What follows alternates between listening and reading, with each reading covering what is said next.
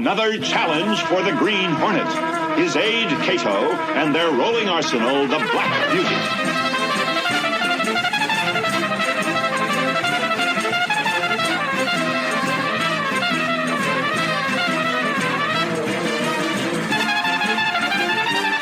And now, to protect the rights and lives of decent citizens, rides the Green Hornet.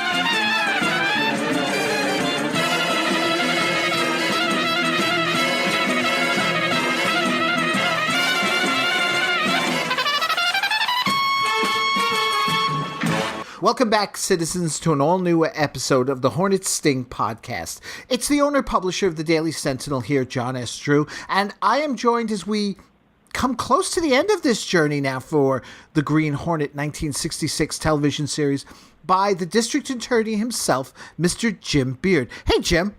Hey, are you trying to get me to cry? Because I might start bawling here any moment. Oh, no, we're close to the end.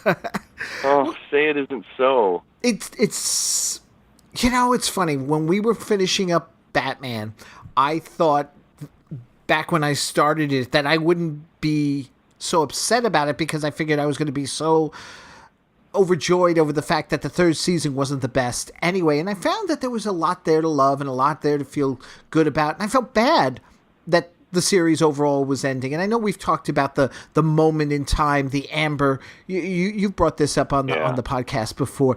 It's the same thing here, though, in a way. There are things about the Green Hornet that, you and I have talked about and we don't care for. But then there are other things that I actually genuinely do love, including this episode we're talking about today.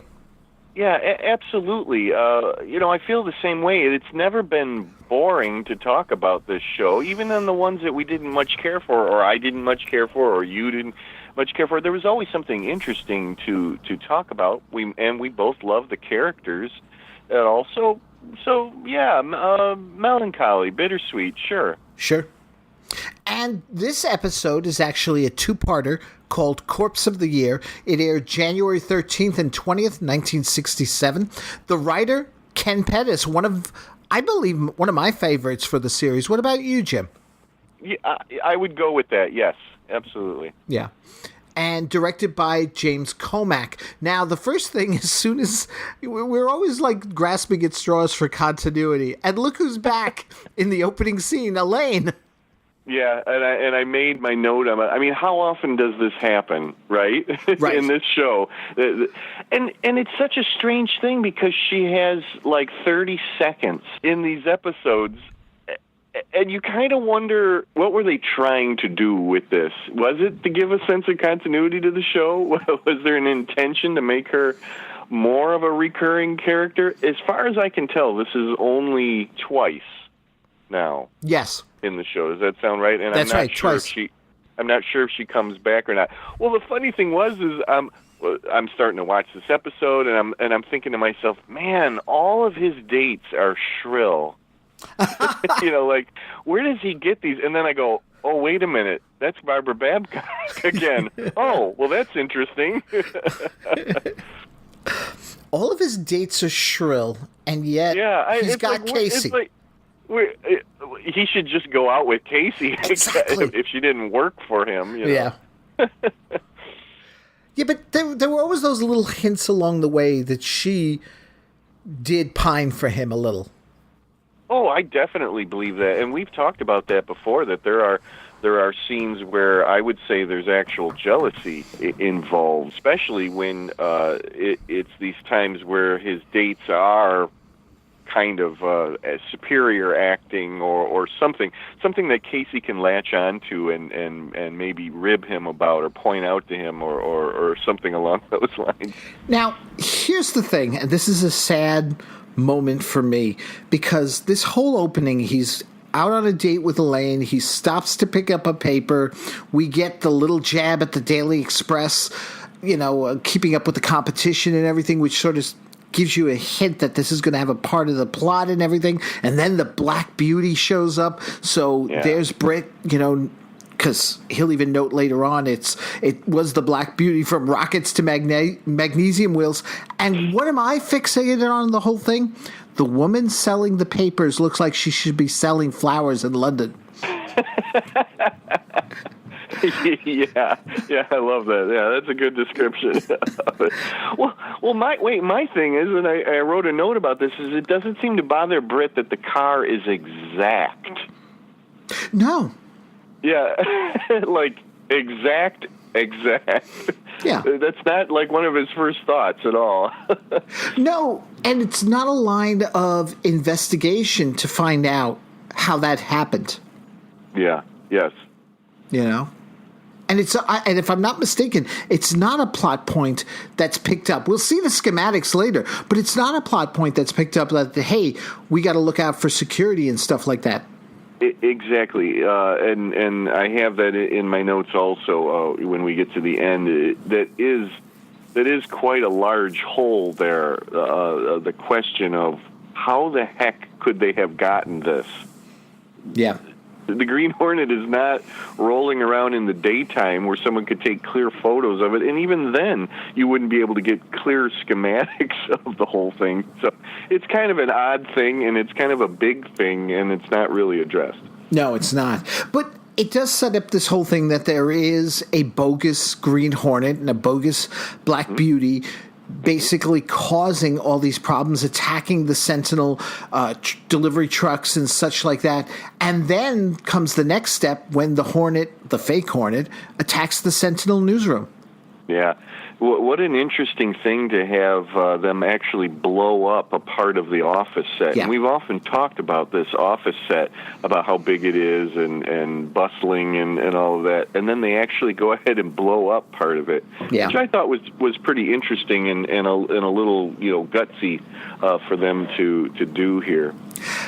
Gutsy, but it also reminds me of, and you were in this podcast, the third season Batman episode when they blew up the Batcave. Yeah, I love that one.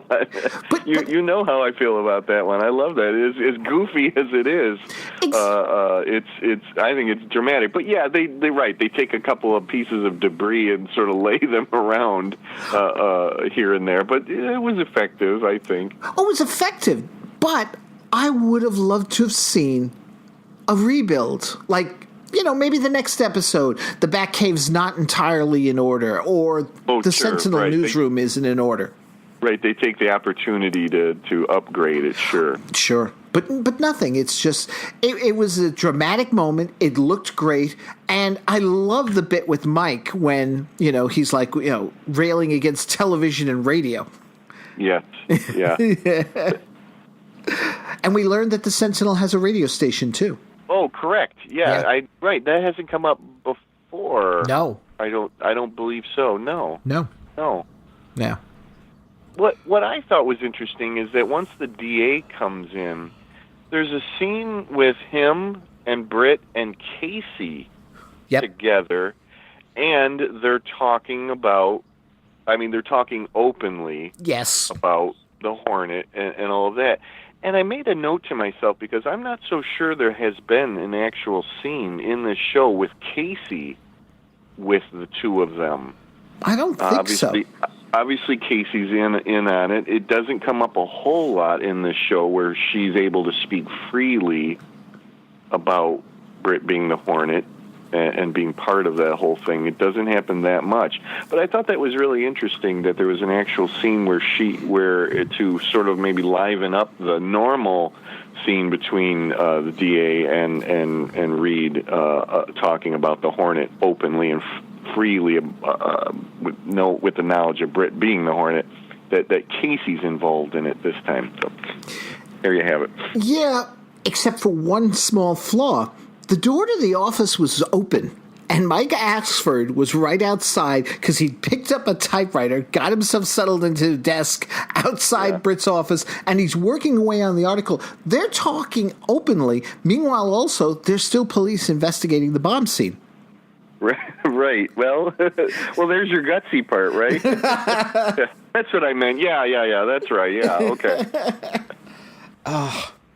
And then we get into the meat of this whole thing here, in which Dan Scully, who used to work for the Sentinel and is now working for the Express, contacts Britt, and he's got information about all this. And we're introduced to this host of characters, because it's not just a simple matter of, I'll infiltrate them and learn their secrets. No, it's a mystery. I mean, we've got Sabrina Bradley, editor of the Express. We got Simon Neal, the owner-publisher of the Express, his niece Melissa, and, just for added measure, Felix Garth is the Society columnist. It really is an interesting parade of characters, and in some ways it's sort of, it illustrates the city, if you know what I mean, to get this many prominent people within our nameless city here. But yeah, I get exactly what you're saying. It is a lot of characters. I suppose it's because it's a two-parter that they decided to open this up, right, and walk on so many people, but they all play a good role in it, and that's what I like. I like the idea of the competition between the two papers. I like that we're getting that there was history there between the owners of the paper. It's all a very interesting setup. Yeah. I mean, the whole thing about like a fake version of our hero is a stereotype, is a cliche. But I think it's a pretty good basis for a two-parter. When we go into these two-parters, we always usually ask ourselves, is this worthy enough to be a two-parter? Yeah.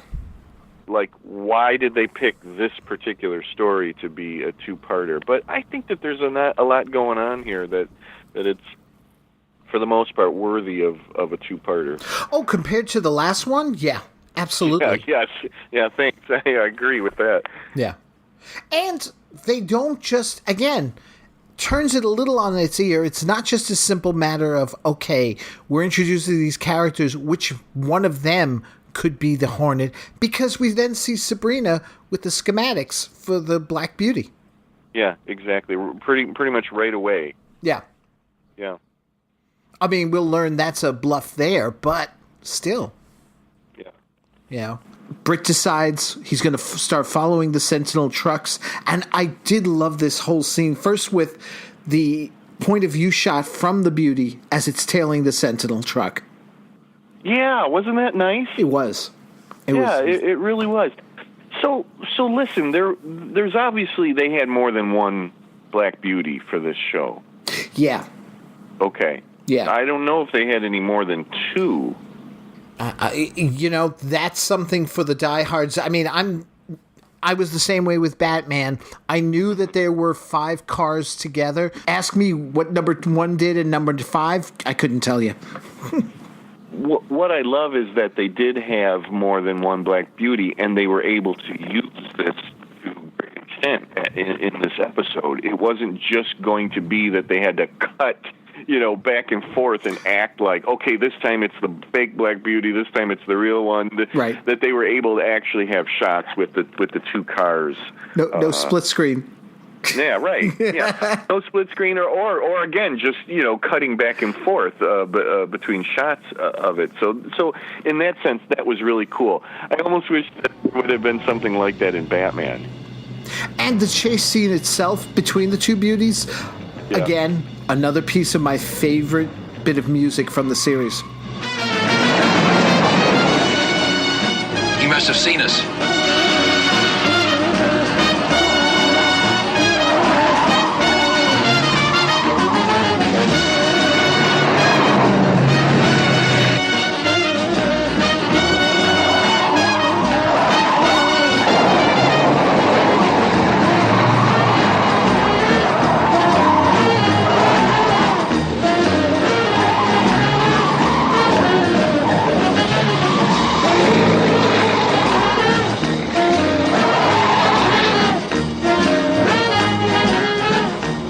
We've lost it.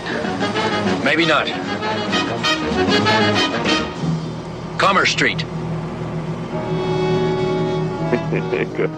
Good for you. My favorite part is blast that door. he lets Kato off the leash to do what Kato loves best, which is use those damn rockets on the Black Beauty. Kato just must have been drooling at that point. Blast that door. Oh, thank you very much. Yeah. I gotta ask, though, this is another weird thing. Why does the fake Hornet in the chase lead them to the car designer?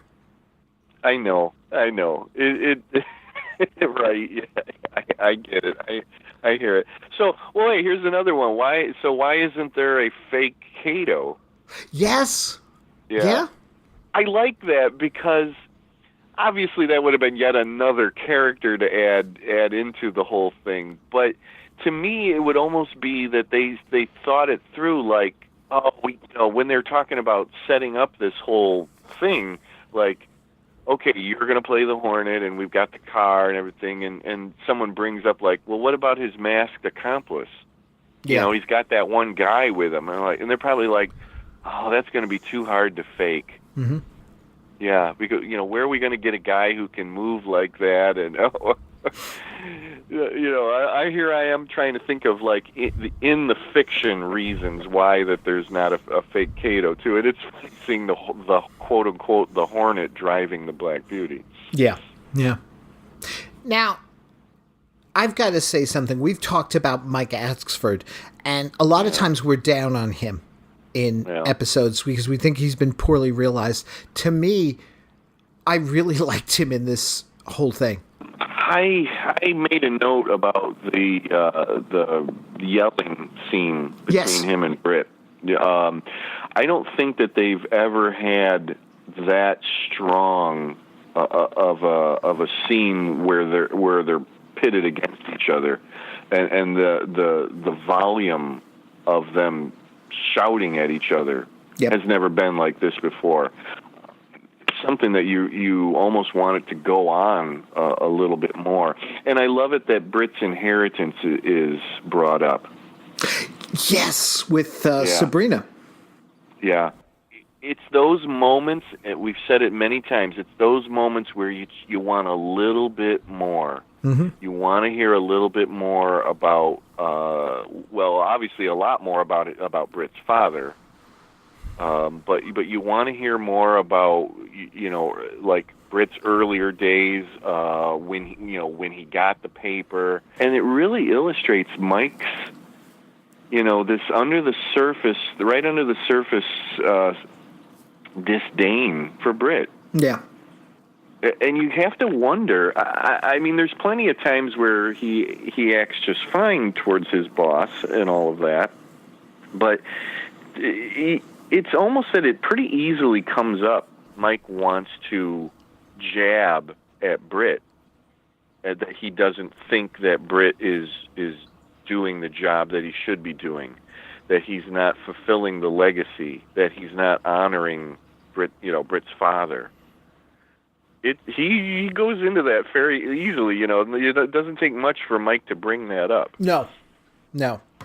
So really, again, I really love those scenes. Britt does seem fond of Mike, and he obviously keeps him on the payroll, and holds a job for him there. But you have to really wonder, is there a lot more animosity there, or even disrespect? I don't know how much Mike actually respects Britt. Is what I'm getting at here. Yeah. I also just think in terms of, because it's also brought up with Sabrina, and again, it's another bluff, because it sort of sets up an alibi why Sabrina might be doing all this in terms of using the Hornet to bring Britt's paper down. Yeah, yes. Yeah. I did like it too, and I think you're right. I would have liked more. And we have a two-parter, so why not give these things a little bit more time? We know that the focus of the producers, the directors, everybody in the show is to keep things moving along, which is suitable because he's a pulp character. You have to keep things moving along. But it's also a drama, and you want a little bit more meat on the bone sometimes. Right. So you see this sort of struggle in this show to keep things moving along, not to bog it down with just a lot of dialogue. But when you give us characters that are interesting and actors that are interesting, you want a little bit more out of them. Yeah. I did like, though, also, we get to the party, and again, the scene with Sabrina and Britt and all, and then eventually the Hornet shows up, and you think for a moment he's going to shoot Britt, considering he's been attacking the Daily Sentinel, but he shoots Simon and kills him. Yeah, exactly. Hey, we didn't mention Angelique Pettyjohn. Oh, that's right. Yeah, I forgot about that. In the scene, yeah, right. In the lunch scene he has with Sabrina, right? No, she's actually at the party. Oh, that's right. Okay. Yeah, I think she has a line actually, in it. That's right. The lunch scene with Sabrina is in part 2. Correct. Yeah. Oh, that's right. Angelique Pat, one of my. Yeah. Yeah. I was born the day that episode aired. Is that, right. I think you've told me that before. January 5th, 1968 was, Gamesters of Triskelion. That's correct. Yep. Yeah, she has much more to do in that episode. Yes, she does. Yeah. But, well, this is funny because as we get into part 2, there's another funny little connective point here to our other favorite show, Batman. But, right. But I just wanted to know how this part 1 ends with the cliche of this time it's personal. This Which time is it's fine. It's a good one. I love that. This time it's personal. Well, I also had to do a backtrack here, though, because I also had a problem with Britt's holding the newspaper that has the Express's headline, Hornet slays wrong man. Yeah. What, you were supposed to slay the right one? right. Yeah. It's an odd, I guess we can see why the Sentinel is the better newspaper. They have better headlines. Yeah. I was thinking, no, that's a horrible headline. Wait, what? I could have rewritten that. I need to rewrite that. Yeah. And since Hornet he makes plays wrong man. Right, plays wrong man. And since he's making it personal, in part 2, he decides to go directly to Sabrina, who's their main suspect in all this, and warn her, as the Hornet, that he doesn't appreciate being imitated for all the good it does. Correct. Touching once more on this time it's personal thing, and I do like that. I'm laughing about it because it's a cliche, but I do like that. It's not just another crime scheme in the city or whatever. When we get something a little bit more personal to Britt's story, then there's something there, and that's what I want more of. And it goes right back to what we've been saying all along. Mm-hmm. You want more on a personal level with these characters. Yeah. Now, I do say I really do like this 2-parter, but part 2 seems to go a little off the rails, in my opinion. Okay, because first Hornet tries the direct approach. Okay, fine. Then it gets wilder when Britt stumbles upon Felix's dead body and he's attacked by the Hornet. Mm-hmm. It's just okay, now we're going here, it just seems to go off in all these different directions because we've got all these characters. And I don't know, I just felt the second part was a little bit let down by a really good build-up in the first. Okay, let me counter that a little bit here. But maybe in a way that's good because it's not predictable. Oh, sure. Absolutely. That it didn't necessarily go, because for the most part, with the 30-minute episodes, you can pretty much guess how things are going to go. That's true. With them, But yeah, I see what you're saying, but I also think it's kind of, we didn't. Now, when did you figure out who the fake Hornet was? The fake Hornet I had figured pretty quickly. My problem was his reasonings why. I couldn't understand why he was throwing in with... Yeah. And that was my problem. Was it Sabrina or was it Melissa? To me, that was more the mystery than who the Hornet was. Yeah, I agree with that. You know? Who was the real mastermind? Because it wasn't the guy playing the Hornet. No. Yeah. No. Yeah. I will say this much, though. The whole thing with Britt finding Felix's body did give us one good thing, because his first call is to Casey, and we get her in a bedroom setting. Yeah. Yeah, I don't know if we've actually had that before. No. Well, then, speaking of which, though, I want to say, Britt does like to go to places to eat that have fashion shows. I love that. Fashion shows. A la Batman. Yeah. It's something about Britt. And when he's on Batman and he's with Bruce at this fashion show restaurant thing, it's Angelique Pettyjohn is one of the models. Right. Yeah. So there's our connection back to this whole fashion show, Angelique Pettyjohn, Batman, Green Hornet. It's all one thing somehow. It's all one thing, but okay, like I said, to me more the mystery was who was the mastermind. Was it Sabrina? Was it Melissa?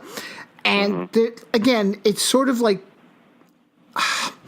I got a little confused towards the end. I mean, I understood once the reasoning was done, but I couldn't figure out how did Sabrina get onto Melissa's scheme. Because we see her with the gun to Melissa. It looks like, okay, we've caught Sabrina. Yeah. But then it's, no, this is all a scheme by Melissa. Because Correct. she knew that Sabrina was going to marry the publisher and she'd get everything. Correct. Sabrina's not without, she doesn't come out smelling like a rose in this. No. She's a nasty character, in her own way, although she's not the mastermind, the ultimate mastermind behind this whole thing. No, she's not. And the thing with that is that even the very ending, where she's, after everything's done, she's still showing, like, what a piece of work she is when she reaches for the phone and tries to call the story in. Yeah, exactly. Good point. Yeah, very good point. Yeah. The questions that are still left in this thing, and we go right back to how we started on this, is, again, how did they make an exact duplicate? I know that back then, maybe nobody sat there and said that, and if you're a kid watching that, I don't know if you thought of that, but here we are in 2017, and we have to know, how did they make an exact duplicate? How did they get an exact duplicate of the Hornet, the outfit? Like, I mean, I know he shows up to people, but, like, does that mean that somebody has taken pictures of him before? Yeah. Or somebody with a very good memory? Yeah, or sat there and was able to sketch him or something like that. I know, in a way, I almost wish that they had a Black Beauty and a Green Hornet that wasn't exactly the same. Mm-hmm. Yes, it helps them to just use the other Black Beauty that they have there, that the producers and directors have on hand, and an extra costume and the mask laying around. But it would be really interesting to show like somebody's idea of what they thought the Green Hornet looked like or the Black Beauty looked like slightly different. Right. You see where I'm going with Yep. this? That would have been, very interesting to have a different kind of a mask, maybe a hat or a coat that's a little differently, because nobody really knows exactly what he looks like. This almost makes it feel like I don't know, like he'd been caught on television before, or again that photos had been taken of him, or that there was Green Hornet merchandise for sale in the city, something like that. I don't know. These things bug me. Well, for that matter, the whole point, at least as far as Sabrina's side of things, as to how she had the schematics and everything, was that she was having the car made for the publisher, Simon, because he was going to dress up as the Hornet. And I'm like thinking, and you included the rockets? It's a dumb kind of lame excuse. I know, right? How in depth do you need this thing? Well, let's put rockets in it. Let's have the magnesium wheels for the thing. here's the other big question that I'm left with.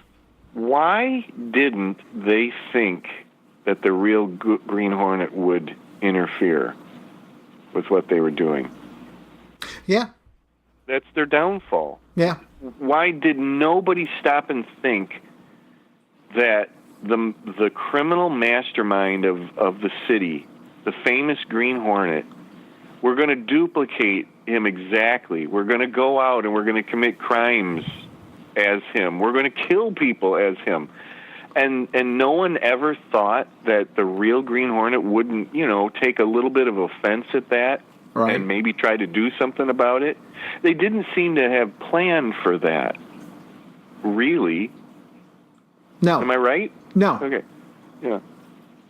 And that's their downfall. I mean, it serves the whole story, obviously. You have to have the real Green Hornet, interject himself into this little thing, but they just didn't seem to have any sort of plan to take care of him or to keep him at arm's length or what while they, did these other things. I don't know. That's just my thought. Yeah, no, I agree. It's something even like where we see these stories where they're imitating the hero and trying to do something bad. Don't they realize they're going to draw the attention to the hero? It's the same sort of thing. Yeah, exactly. Yeah. Now, in this one, you can't smear the Green Hornet anymore. Well, there's that. Like a few more crimes, so what? Obviously, Britt's going to take offense to it, but it's not like one of those cases where, like, let's smear the good name of the hero. But after all is said and done, and I realize that I'm bringing up these things, I still liked this whole two-parter. Oh, same with me. Although I did, you got me thinking here, though, because since this was done with such precision in the sense that the Black Beauty looked like it did, and if there ever came a day that Britt is captured, how do you distinguish those crimes that the fake one committed to what? Yep. Yeah. Unless there's a full confession. Yeah, it's a really good point. And you really want to see that story. Yeah. Where he is caught, and maybe that's the last Green Hornet story, or Green Hornet the end, right? Where Britt is finally exposed as the Green Hornet, and yet he has to justify every single thing that he's done. Now you're going to hope that Scanlan's going to help when that happens. You hope. Yeah, because quite honestly, he's the guy that's going to have to prosecute. Yeah. Britt. Yeah. Boy, what a story. What a story that could be. So, hey, what did they do with the duplicate Black Beauty? Good question. Does Britt look at it and go, you know what, Kato, this is not a half bad copy. We should just keep this one. It'll be our backup one, right? Yeah. Yeah. I mean, what was the inside like? Did it have the satellite scanner thing? Did it have the whole, all the gewgaws and gimcracks in the back seat stuff and all of that? Did it have all of that too? And frankly, why you would kill the card designer who did it for you when he was keeping his mouth shut. The publisher, the editor was creating a car duplicate down to the rockets for the publisher of the Express. Mm-hmm. Oh, it's funny. It's pretty funny. And also, was Kato a little miffed that there wasn't a duplicate of him? Right.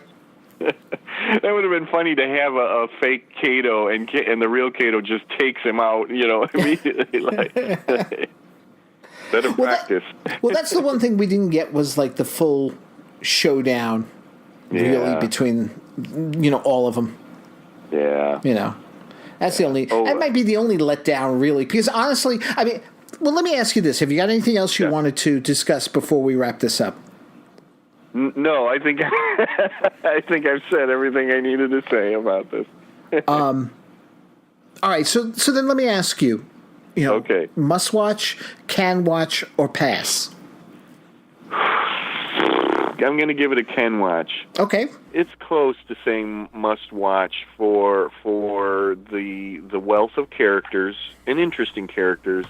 That there is actually a real mystery here.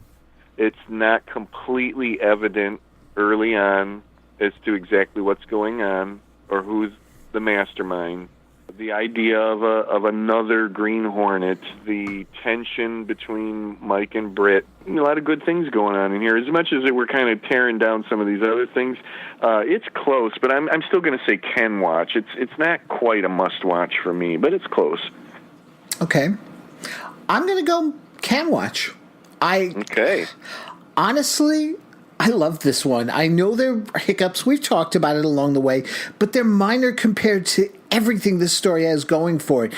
We've talked about how this show would benefit if it had an hour-long format, if you could expand upon the story and get a little more detail and stuff. And the what is it now? Once or twice, I think we've done two-parters. It never stepped up to the mark. This one comes closest. Yeah, I completely agree with that. I said it before. You ask yourself, why was this a two-parter? Yeah. Is it enough to go to those lengths? And I would say, yeah, finally maybe we're getting to that point where it is. But it hasn't happened before this, that's for sure. Yeah. Yeah.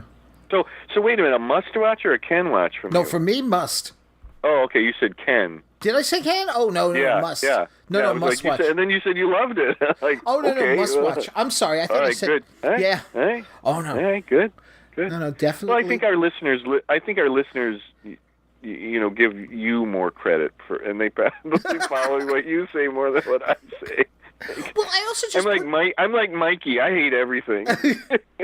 Speaking of Mikey, actually, that's one last thing. We get the very ending. We go back to the restaurant again with the ladies parading around in their underwear. Yeah. And Mike is clueless.